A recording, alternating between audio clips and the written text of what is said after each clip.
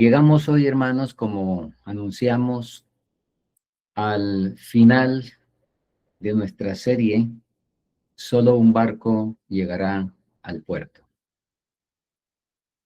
Y voy a invitarles para abrir sus Biblias en Cantares, el capítulo 6 y el versículo 10. Cantares 6:10 nos presenta un cuadro de lo que será la iglesia triunfante.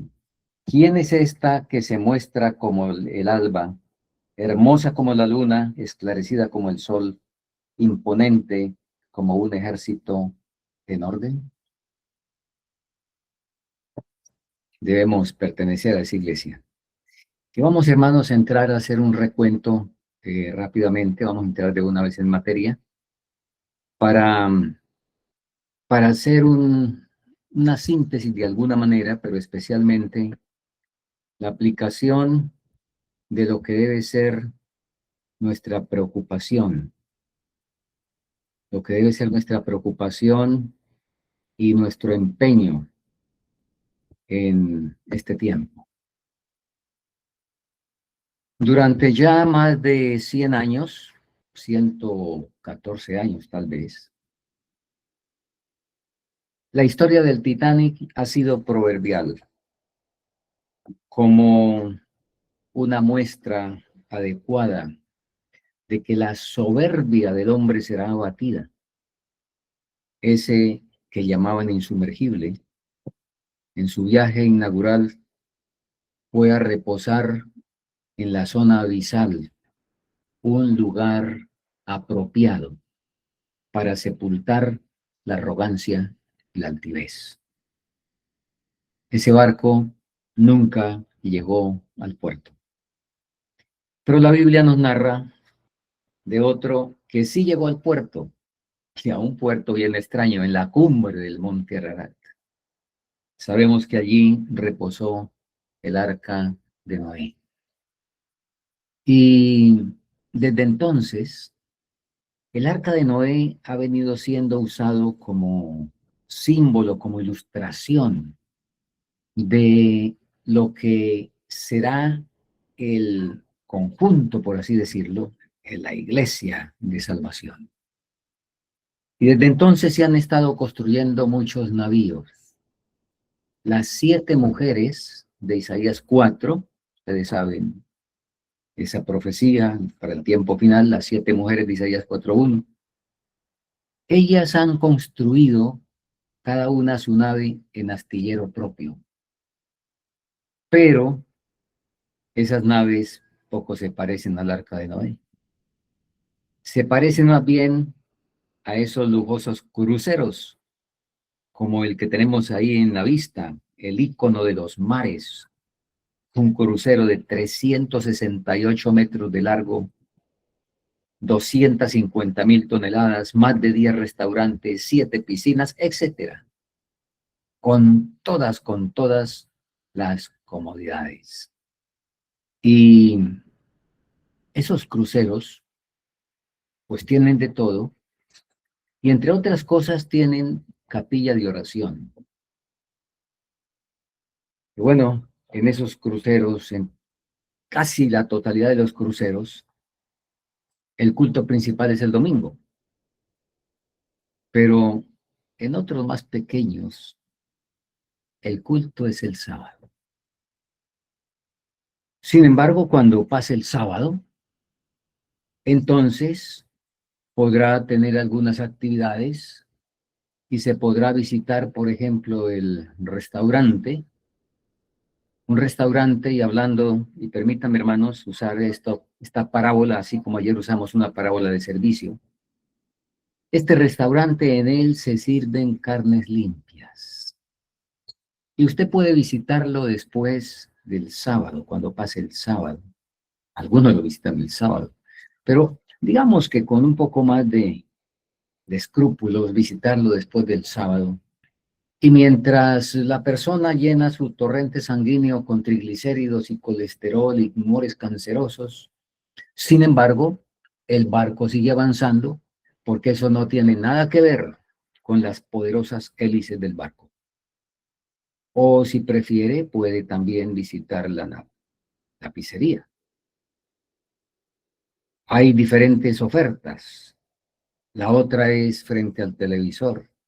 Entonces contemplar las emociones del partido y mientras se come las uñas por el nerviosismo porque va perdiendo el equipo favorito y se tensiona y se le acelera el corazón y ocurren todas estas situaciones, no hay que preocuparse.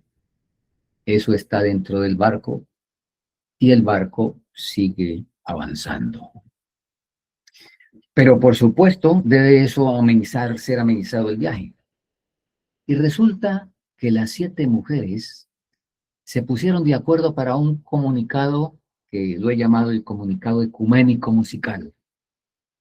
En ese comunicado leemos lo siguiente: Dios ama todos los estilos musicales porque Él los inventó, los movidos y los lentos, los fuertes y los suaves, los clásicos y los nuevos. Pueden no gustarle a todos, pero a Dios sí. Si cuando le cantamos lo hacemos en espíritu y en verdad, ese es un acto de adoración. Los cristianos suelen no ponerse de acuerdo acerca del estilo de música a usarse en la adoración y defienden con pasión su estilo preferido como el más bíblico o digno para Dios. Pero no existe, con toda franqueza. Tu estilo de música preferido dice más de ti, de tu entorno social y cultural y de tu personalidad que de Dios. Lo que para un grupo étnico son sonidos musicales, para otro puede ser ruido. Pero a Dios le gusta la variedad y disfruta todos los estilos. La música cristiana no existe como tal. Solo hay música con letra cristiana. Que convierte a una canción en sagrada son las palabras, no la melodía. No hay melodías espirituales. Esto fue escrito en un libro muy famoso, un tremendo bestseller, el libro Una vida con propósito de Rick Warren, del cual también en nuestro crucero se vendió muchísimo porque gustó muchísimo ese libro cuando salió al mercado. Bueno, las normas teóricas para regular la música en nuestro navío no han llegado a copiar en la letra exactamente el comunicado anterior, que a mí me parece que es un comunicado de un sindicato ecuménico musical protestante. Pero hay contradicción y disputa por las normas musicales en nuestro crucero. Y en la práctica real se aceptó el pluralismo porque por los distintos compartimentos de nuestro barco también retumban las baterías, tambores, igual que en los otros barcos, y con ritmos para todo gusto, rock, jazz, balada, etc. Y todo ello con el patrocinio de los tripulantes, pues se temió que los jóvenes se fueran a otros navíos a escuchar esa, entre comillas, música cristiana. Y bueno, se escucha que los tripulantes han tenido reuniones de discusión al respecto, muchos manifiestan su desacuerdo, pero la práctica de manera general y mayoritaria sigue siendo la misma. Muy bien, ¿cuál es la salida? ¿Cuál es la salida? El arca de Noé ofrece un señalado contraste desde su mismo comienzo. Su construcción desafió toda lógica y razón. Ustedes saben, era cuestión de locos construir un navío tierra adentro cuando ni siquiera se conocía la lluvia. Así es de que el solo comienzo de la construcción requirió una gran dosis de fe. Y ni decir que Noé todavía no tenía hijos, tenía 480 años cuando el Señor le dijo que construyera el arca para que se salvaran él, su esposa, los hijos y las esposas de los hijos. Y pasaron 20 años antes de que llegaran los hijos. Y fue a los 500 años, cuando ya en ese tiempo tenían hijos a los 70, a los 80, a los 100 años, pero hasta los 500. Definitivamente fue un asunto de fe. Por eso la palabra dice, por fe Noé. ¿Cuánta abnegación se requirió al entregar todo para la construcción? y mucho más dosis de abnegación para encerrarse con los animales durante un año con muchas incomodidades. Eso no se parecía nada a un crucero. 8 tripulantes atendiendo a cientos o quizá miles de pasajeros, los animales. Sería trabajo cómodo. ¿Y la dieta? ¿Podrían servirse opíparamente, abundantemente, por ser alimentos limpios? No. El dominio propio y la frugalidad estaban a la orden del día porque la larga travesía de un año exigía una economía estricta.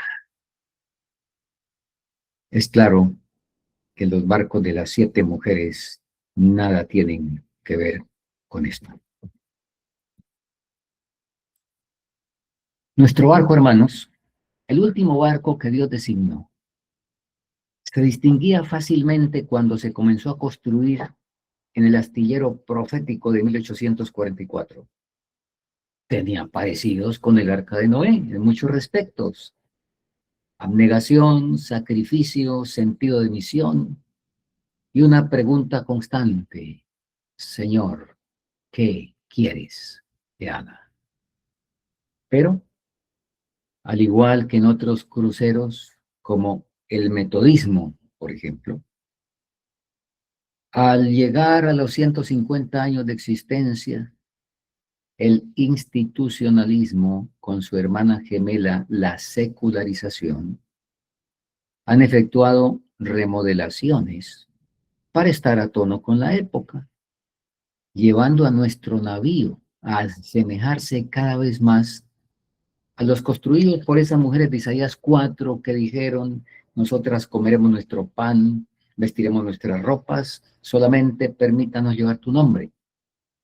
Esa línea de separación y distensión está borrándose, porque lamentablemente tripulantes y responsables han cambiado y están cambiando, y esto ya lo documentamos en sesiones anteriores, las distintas medidas del barco. Y para sostener el punto de flotación se introduce sin reparos lastre casi de cualquier clase. Eso ha llevado a un estado de cosas que es indignante. Y cuando algunos expresan preocupación por tal estado, como respuesta se señala el arca de Noé y se hacen analogías muy extrañas. Comparamos el arca de Noé con la iglesia nuestra, adventista, y se comenta en muchos respectos que es el único medio de salvación, no importa lo que pase. Ese es uno de los tantos postulados. Ahora, en el arca había limpios e inmundos, tanto en los animales como en las personas. Entonces también entre nosotros, como dice la inspiración, pues puede haber una veintena de Judas y además está escrito que habrá trigo y cizaña. ¿Cuál es el pero? Esa analogía no cuenta, como vamos a ver en unos cuantos respectos, porque el arca de Noé era para salvar la vida física.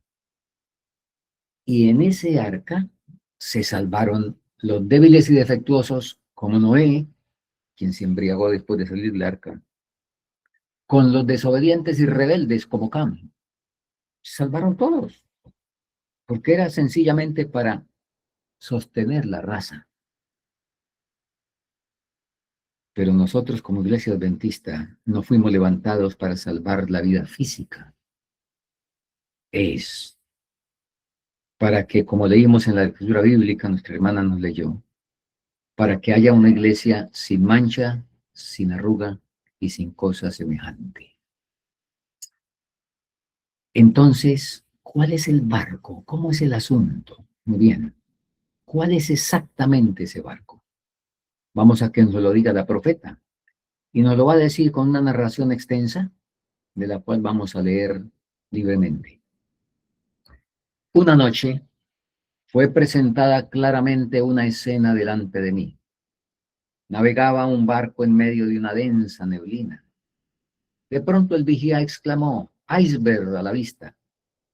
Allí, como una elevada torre por encima del barco, estaba un gigantesco iceberg o témpano. Una voz autorizada exclamó: hazle frente. No hubo un momento de vacilación. Hazle frente. ¿Mm? Se demandaba acción instantánea. El maquinista dio marcha a todo vapor y el timonel dirigió el barco directamente contra el iceberg. Con un crujido golpeó el témpano. Déjenme recordarles, hermanos, en este punto, que sin duda ustedes han escuchado, el naufragio del Titanic fue totalmente programado. Al frente estaba Edward Smith, el capitán posiblemente mejor del mundo, el más experimentado. Él sabía perfectamente que varios barcos habían chocado con témpanos antes de que el Titanic chocara con el témpano. Él sabía eso, un viejo lobo de mar. Él sabía eso. Y los barcos que chocaron antes con témpanos y que lo colocaron de frente, ningún barco naufragó. Edward Smith ordenó evadir el témpano de modo que se chocara por el lado, y todos sabemos el resultado. Así es de que es un asunto probado, lo que la hermana White vio en el sueño, por supuesto, eso es inspirado. Y a ver, donde leímos, que una voz autorizada exclamó: hazle frente. No hubo un momento de vacilación, se demandaba acción instantánea. El maquinista dio marcha a todo vapor y el timonel dirigió el barco directamente contra el iceberg. Con un crujido golpeó el témpano. Hubo una terrible sacudida y el iceberg se rompió en muchos pedazos que cayeron sobre la cubierta con un estruendo semejante al trueno. Los pasajeros fueron violentamente sacudidos por la fuerza de la colisión, pero no se perdieron vidas. El navío se dañó, pero no sin remedio. Rebotó por el contacto, temblando de proa a popa como una criatura viviente.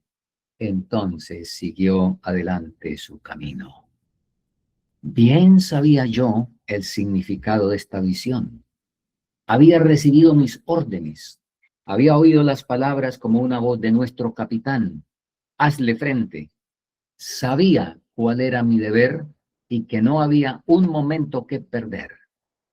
Había llegado el tiempo de una acción decidida. Sin demora, debía obedecer la orden: hazle frente. Esa noche estaba en pie a la 1 de la mañana, escribiendo a toda la velocidad con que mi mano podía correr sobre el papel. Durante los pocos días subsiguientes trabajé desde temprano hasta tarde, preparando para nuestros hermanos las instrucciones que me fueron dadas acerca de los errores que estaban introduciéndose entre nosotros. Errores que estaban introduciendo entre nosotros. Y termina esta extensa lectura, que está en Mensajes Selectos, tomo 1, páginas 240, 241, diciendo ella: he estado esperando que hubiera una reforma cabal y que se mantuvieran los principios por los cuales luchamos en los primeros días y que fueron presentados con el poder del Espíritu Santo.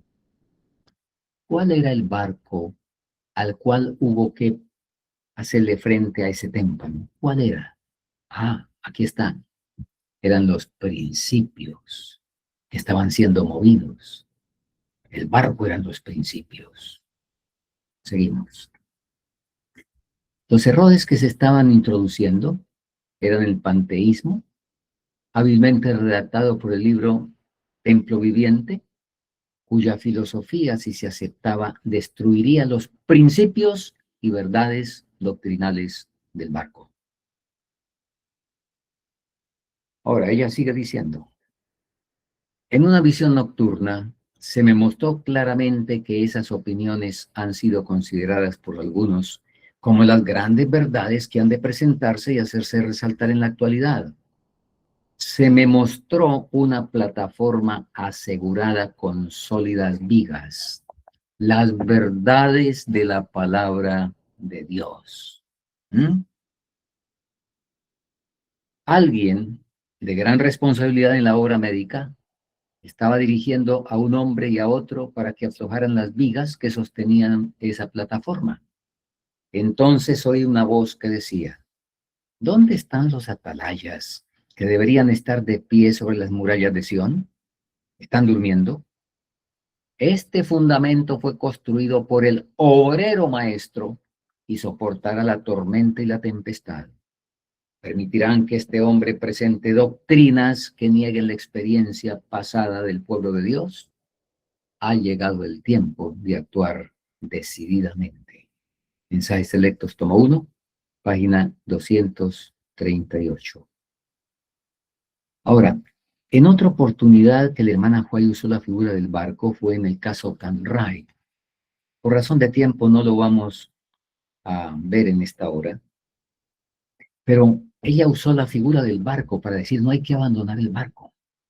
No se estaba refiriendo a la administración, para nada. Se estaba refiriendo a esa situación de crisis que tuvo Canray, quien era el mejor predicador, el más elocuente, con una capacidad homilética impresionante, pero que la megalomanía lo llevó a renunciar al ministerio una primera vez. La hermana White lo buscó, regresó al ministerio, salió, volvió, salió, regresó y la tercera vez se desapareció en las tinieblas. ¿Y qué fue lo que Conray abandonó? La fe, las doctrinas. Abandonó el barco. Vamos, hermanos, a examinar un par de declaraciones que no han sido generalmente bien entendidas. Aquí está esta de mensajes selectos, el tomo 2, página 449. No hay necesidad de dudar ni de temer que la obra no tenga éxito. Dios encabeza la obra y Él pondrá en orden todas las cosas. Si hay que realizar ajustes en la plana directiva de la obra, Dios se ocupará de eso y enderezará todo lo que esté torcido. Tengamos fe en que Dios conducirá con seguridad hasta el puerto el noble barco que lleva al pueblo de Dios. ¿Cuál es ese barco? ¿Cuáles son los ajustes en la plana directiva de la obra? Tomado este párrafo aislado, nos puede dar ideas no muy precisas. Por lo tanto, vamos a examinar esta declaración. El sermón completo de donde se sacó esta cita fue predicado el 4 de septiembre de 1891 en Lansing, Michigan, y publicado el 20 de septiembre de 1892 en la Review and Herald bajo el título No caminar en tinieblas. Y en ese artículo se encuentra que es un llamado personal para no dar importancia a las tinieblas que Satanás interpone entre el alma y Dios. Y aquí hay algunas expresiones a la letra. A no simpatizar con nosotros mismos, a no albergar pensamientos de lobreguez, a encarar a Satanás cuando fallamos, diciéndole: tengo abogado, a no depender de la fuerza propia para vencer el pecado. Dice en ese artículo: pida ayuda a Dios para que coloque sus pensamientos en Jesús y Satanás no pueda controlar su mente. En ninguna parte del contexto inmediato ha mencionado al ente administrativo para aplicarle el significado de barco. Ahora, no estamos desconociendo que ajustes aún a nivel administrativo también pueden estar aquí involucrados, pero ese no es el sentido central del texto. Luego de narrar como ilustración una experiencia vivida en un viaje de Portland a Boston, en la cual afrontó una tormenta, la hermana White nos dice lo siguiente, ahí en Mensajes Selectos, tomo 2, página 450. He conocido a algunos de vosotros durante 30 años. Hermanos, no hemos visto sobrevenir una crisis tras otra en la obra y el Señor nos ha llevado a través de ella y no ha obrado para gloria de su nombre. ¿No podéis confiar o creer en Él? Hermano, hoy está hablando de unas crisis que habían pasado. ¿Cuáles fueron esas crisis? ¿Cuáles fueron? Las hubo financieras, claro que sí, pero nunca se pensó que el barco se hundiría por problemas financieros y que si desaparecía la administración, entonces que se hundió el barco, ¿no? Las crisis fueron doctrinales y de fanatismos. Vendría la carne, la doctrina de la carne santificada de Davis, el panteísmo de Kellogg, el ataque al santuario de Ballinger. El barco se pondría en peligro por las doctrinas falsas, pero quienes pudieran creer en el Señor debían confiar en que en sus momentos difíciles Él estaba a la cabeza de la obra en ti, de la obra en mí, de la obra en la persona que le permite eso al Señor. Ahora, la hermana White termina ese sermón con una declaración elocuente y también clarificante. Hace este llamado: cuelgue su alma desamparada en Jesús, confíele la custodia de su alma. Cuando haya hecho esto, tendrá algo del amor de Dios. Él colocará un nuevo canto en su boca. Les dirá: escuche lo que el Señor ha hecho por mi alma, y su alma será todo paz en el Señor. En conclusión,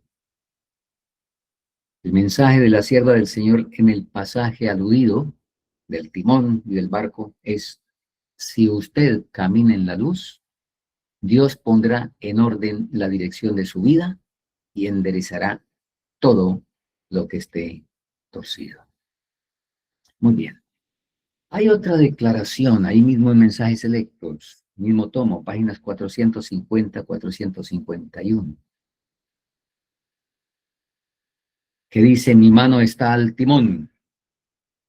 Ahora, el artículo completo está en la Review and Herald del 5 de mayo de 1903 y el título del tema es Nuestro privilegio del servicio. Y se inicia citando Mateo 28, enseguida expresa los siguientes pensamientos. Abrimos comillas. Esa misma comisión y el mismo poder dados a los discípulos nos es dada a nosotros. Pero, ¿cómo se cumplirá si ni siquiera trabajamos por los vecinos? Inmediatamente, antes de los dos párrafos donde dice mi mano está en el timón, dice lo siguiente: la sabiduría divina está a nuestra disposición. El Señor está esperando que su pueblo sienta la necesidad de su gracia. Tanto como sean uno con Él, recibirán las riquezas de su gracia. Seguirán sus pasos ayudando a quienes deben ayudar, levantando las manos caídas y dirigiendo la mirada a aquel que dio su vida por el mundo. Y luego agrega: la venida del Señor está más cerca que cuando creímos por primera vez. Cuán maravillosos es pensar que la gran controversia se aproxima a su fin, al final de la obra. Pero no nos olvidemos que los tres grandes poderes del cielo están obrando, que una mano divina está en el timón y que Dios hará que sus propósitos se cumplan. Reunirá del mundo a un pueblo que le servirá en justicia. Tremendos peligros aguardan a los que tienen responsabilidades en la obra del Señor. Peligros que me hacen temblar cuando pienso en ellos, pero se nos dice: mi mano está en el timón y llevaré a cabo el plan divino en mi providencia.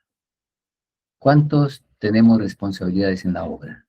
Todos, claro, algunos más que otros, por supuesto. Pero todos tenemos responsabilidades en la obra y lo nuestro es confiar de que la mano de Dios está al timón de nuestra vida. Porque vendrá el tiempo cuando seremos separados y esparcidos y cada uno de nosotros tendrá que sostenerse en pie sin el privilegio de la comunión con aquellos que comparten su preciosa fe. ¿Y cómo podréis permanecer a menos que Dios esté de vuestro lado y que sepáis que Él os está guiando y dirigiendo? Cuando nos reunimos para investigar la verdad de la Biblia, el maestro de asambleas está con nosotros. El Señor no sale del barco un momento para que sea dirigido por pilotos ignorantes. Nosotros podemos recibir nuestras órdenes del capitán de nuestra salvación. A ver, llamo la atención a esto. Estamos hablando de cuál es el barco. Ese es el punto clave. Dice aquí, el maestro de asambleas, maestro mayúscula, sabemos quién es, está con nosotros. El Señor no sale del barco un momento para que sea dirigido por pilotos ignorantes. Pregunto, y hermanos, esto es para el análisis, no es para ningún tipo de señalamientos o críticas, no. Tenemos que estudiar la historia y debemos hacerlo, ¿verdad? Eso está claro. Para quienes piensen que el barco es la estructura organizada, ¿cómo aplicamos esta declaración de que el Señor no sale del barco ni siquiera un momento para que sea dirigido por pilotos ignorantes? Pregunto qué pasó en 1888. El barco administrativo, en ese momento, y es una bendición, después se arrepintieron y esperamos encontrarlos en el cielo. Quiere el cielo lo sabe, pero por supuesto esperamos encontrarlos allá. Al pastor Butler, al pastor Smith, presidente y secretario de la Asociación General, que se opusieron al mensaje. ¿Y cómo así?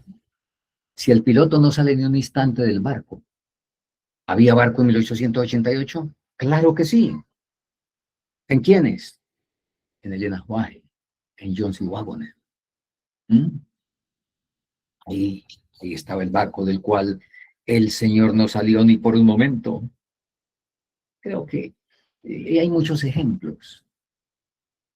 ¿Qué pasó en 1914 cuando los dirigentes alemanes autorizaron y animaron a los jóvenes a que fueran a la guerra con armas y en sábado y todo lo demás? Entonces, ¿estaban al mando del barco pilotos ignorantes? ¿O cómo era el asunto? Comentamos esto sencillamente para que quede muy claro cuál es el barco. Permítame decirle, nos dice Testimonios para Ministros, página 300, que el Señor actuará en esa etapa final de la obra en una forma muy diferente de la acostumbrada, contraria a todos los planes humanos. Habrá entre nosotros personas que siempre querrán controlar la obra de Dios y dictar hasta los movimientos que deberán hacerse cuando la obra avance bajo la dirección de ese ángel que se une al tercero para dar el mensaje que ha de ser comunicado al mundo. Dios empleará formas y medios que nos permitirán ver que Él está tomando las riendas en sus propias manos. Los obreros se sorprenderán por los medios sencillos que utilizará para realizar y perfeccionar su obra en justicia. A ver, Dios empleará formas y medios que nos permitirán ver que Él está tomando las riendas en sus propias manos. Entonces, ¿estaban en otras manos las riendas? Porque el Señor tendrá que tomarlas en sus propias manos. Bueno, hay aquí unos asuntos. Y de paso, hermanos, les recuerdo, mañana tendremos una sesión de preguntas y respuestas del tema de iglesia, de todos los temas que hemos tenido. Así es de que las preguntas que queden de hoy no olviden anotarlas, mándelas al chat, escribiremos los teléfonos de los 3 administradores para que envíen las preguntas, porque mañana estaremos con la gracia del Señor resolviendo esas inquietudes hasta donde sea posible que haya luz en la palabra del Señor y que nosotros la conozcamos. Muy bien. Como instrumentos de Dios, sigue diciendo la inspiración, debéis rendiros a Él para que pueda planear, dirigir y reñir la batalla por vosotros, pero con vuestra cooperación. El príncipe de la vida está a la cabeza de su obra. Él debe estar con vosotros en vuestra batalla diaria contra el yo. Nótese qué es lo que está destacando. Él debe estar con vosotros en vuestra batalla diaria contra el yo, para que seáis fieles a los principios, para que las pasiones, cuando luchéis por el dominio, puedan ser subyugadas por la gracia de Cristo para que podáis salir más que vencedores por medio de aquel que os ha amado. Entonces, ¿por qué no confiar en Él? ¿Por qué no confiar la custodia de vuestra alma a Dios como a un fiel Creador? La causa es del Señor. Él está a bordo del barco como comandante en jefe. Él nos guiará seguramente al puerto. Puede mandar los vientos y las ondas y ellos lo obedecen. Si seguimos sus directrices, no necesitamos estar ansiosos o preocupados. En Él estamos seguros. Él distribuye sus más ricos depósitos sobre aquellos que le aman y guardan sus mandamientos. Él nunca abandonará a aquellos que trabajan en sus líneas. La causa es del Señor. Está a bordo del barco como comandante en jefe de su vida y vida. La palabra del hombre fracasa, y quien se aferre a las aserciones del hombre como su fuente de dependencia, bien puede temblar, porque algún día llegará a ser como un barco que naufragó. Manuscrito 39, 23 de marzo de 1899. Todo barco que navega en el mar de la vida necesita llevar a bordo al divino piloto. Pero cuando se levantan las tormentas, muchas personas arrojan al piloto al agua y confían su barco en manos de hombres finitos o tratan de conducirlo ellos mismos. No os confiéis a la dirección de los hombres, nos sigue diciendo la inspiración en la cita que podemos leer. Mucho de lo que se ha venido predicando últimamente engendra una falsa seguridad. Los intereses importantes de la causa de Dios no pueden ser manejados sabiamente por los que tienen tan poca relación real con Dios como la que han tenido algunos de nuestros ministros. Confiar la obra a hombres tales es como poner niños a pilotear grandes barcos en el mar. Los que están despojados de la sabiduría celestial y del poder vivo de Dios no son competentes para dirigir el barco evangélico entre témpanos de hielo y tempestades. Necesitamos un piloto a bordo ahora, porque nos estamos acercando al puerto. Yo es una barca que hace mucha agua para que su fe se embarque en él. En el momento que pone su confianza en una barca así, se irá a pique. Al bote salvavidas, al bote salvavidas. Esta es su única seguridad. Jesús es el capitán del bote salvavidas y él nunca perdió un pasajero. Oh, ¿qué encuentran aquí, hermanos? El barco se volvió un bote. ¿Mm? El barco se volvió un bote.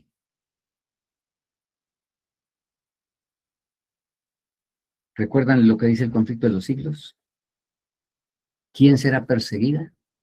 Una iglesia muy imponente, muy influyente, muy de alcurnia en el mundo. ¿O será perseguida es una secta aborrecida? ¿Cómo es el asunto? Que encontramos que el barco se volvió un bote, pero Jesús es el capitán del bote salvavidas. Él nunca perdió un pasajero y necesitamos un piloto a bordo ahora porque nos estamos acercando al puerto. Oh, hermanos, nos estamos acercando al puerto. ¿Cuál debería ser entonces nuestra posición? Bueno, había otra cantidad de citas, pero el tiempo no nos permite y creo que es suficiente con esto. Queridos hermanos, creo que la palabra del Señor es muy clara. El barco que llegará al puerto es el barco de la fe, de los principios, del evangelio, del mensaje sin adulteración, encarnado en cada uno de los que lo reciban. Y nos estamos Repito, nos estamos acercando al puerto, nos dijo la inspiración. Ahora,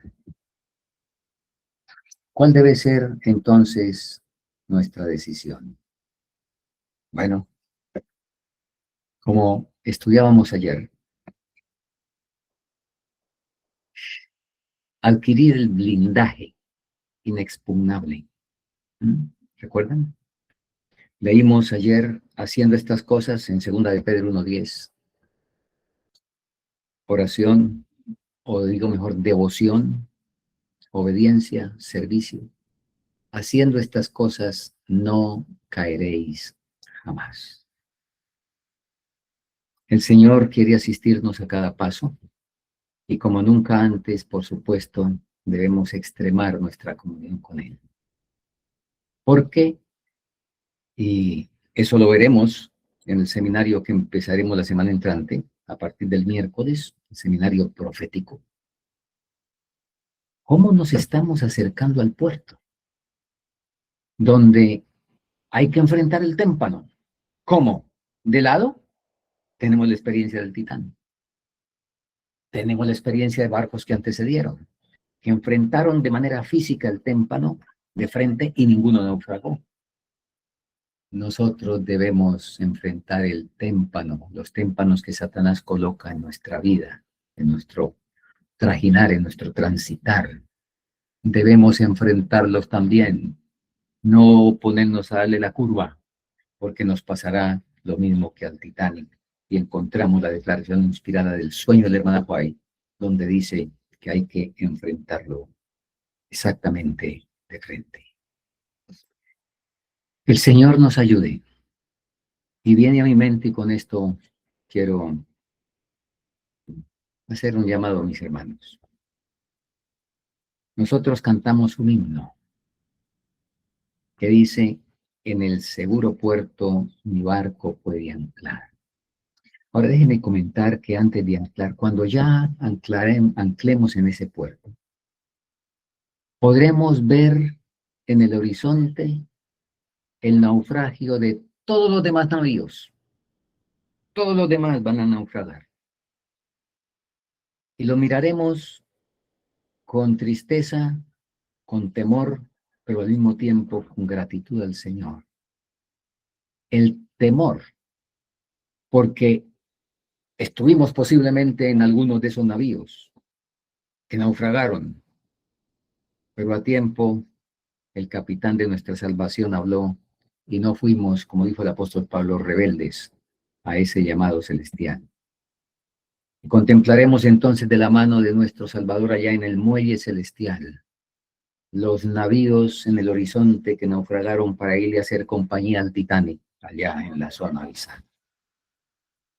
El himno que ustedes conocen, que yo también y que lo cantamos, dice, en el seguro puerto tu barco puede anclar. Allí las tempestades no pueden le azotar. Qué grato al navegante, refugio en el hallar, y al fin del rudo viaje, salvo estar. Olajes cadenciosos, llevadme a aquel lugar. Desde esta tierra triste lo veo allá brillar. Mi espíritu cansado allí reposará, y allí mi frágil barco anclará. Hay sitio para ti, hay sitio sí. Hermanos, Dios espera tu barco. Él tiene reservado en el muelle celestial un sitio para tu barco, lo tiene reservado con tu nombre. Que nos libre el cielo de la insensatez de confiar en otros barcos. Y saber que tenemos allá a nuestro Salvador, que con los brazos abiertos nos recibirá para anclar en el puerto celestial. Es el deseo sincero de un servidor. Espero por la gracia divina, por su gran misericordia, inmerecida a todas luces, el barco de mi vida ancle en el puerto celestial. ¿Qué de usted? ¿Qué de ti? Nuestro Dios y Padre, cuánto te agradecemos que nos has hablado muchas veces y de muchas maneras. Y cómo agradecemos la seguridad que nos da tu palabra, que el capitán de nuestra salvación nunca perdió un pasajero, y a nosotros confiarnos como pasajeros bajo su timón, tampoco va a perderse nuestra vida. Que esa sea la experiencia de los que estamos aquí arrodillados, orando, y que podamos cumplir nuestra función aquí para gozarnos con el capitán de nuestra salvación por los siglos sin fin. Gracias por tu palabra. Ata el testimonio y sella la ley en nuestro corazón. Lo pedimos y lo agradecemos en el nombre de nuestro amado Salvador, Cristo Jesús. Amén.